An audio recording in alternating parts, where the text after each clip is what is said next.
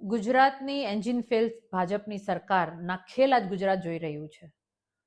કૌભાંડીઓને બેલ અને આદિવાસી દીકરાને જેલ.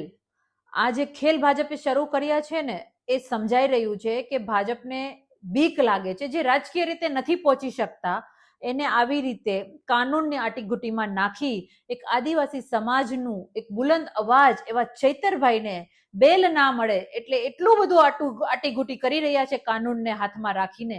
એ સ્પષ્ટ ચિત્ર સાબિત થઈ ગયું છે. કારણ કે આપણા ગુજરાતમાં મર્ડર કરવા વાળાને, લૂંટવા વાળાને, ચોરી ચપાટી કરવા વાળાને, બળાત્કારીઓને, જાહેરમાં ખૂન ખરાબા કરવા વાળાને બેલ મળી જાય છે, પણ આદિવાસી દીકરાને બેલ નથી મળતી, એને જેલ મળે છે. આનાથી સ્પષ્ટ સાબિત થાય છે કે ભાજપ હવે રાજકીય રીતે નથી પહોંચી શકતું, બોખલાઈ ગયું છે, એને કોઈ રસ્તો નથી મળી રહ્યો, એટલે કાનૂનનો દુરુપયોગ કરી રહ્યું છે. પણ મારે આ ખાસ ભાજપને કહેવાનું છે કે આમ આદમી પાર્ટીનો યોદ્ધા, આદિવાસી સમાજના આ મજબૂત લડાયક ચૈતરભાઈ ડરવા વાળા નથી. આમ આદમી પાર્ટીનો કોઈ પણ લીડર ડરવા વાળો નથી.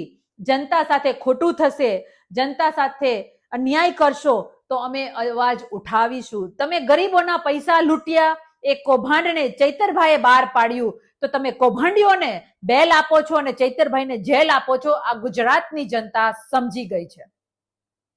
ભાજપને એટલું કહેવાનું છે કે અમે ડરવા વાળા નથી. હવે અમે ચેતી ચોક્કસ જાશું. હવે અમે તમારી કોઈ પણ કચેરીઓમાં જાશું ને, અમે કેમેરા સાથે જાશું, અમે કેમેરાના લાઈવ સાથે જાશું. તમારા જેટલા પણ અધિકારીઓ છે એને કહી દેજો કે અમારો કેમેરો, અમારો મોબાઈલ કે અમારું લાઈવ બંધ કરાવવાની કોશિશ ના કરે.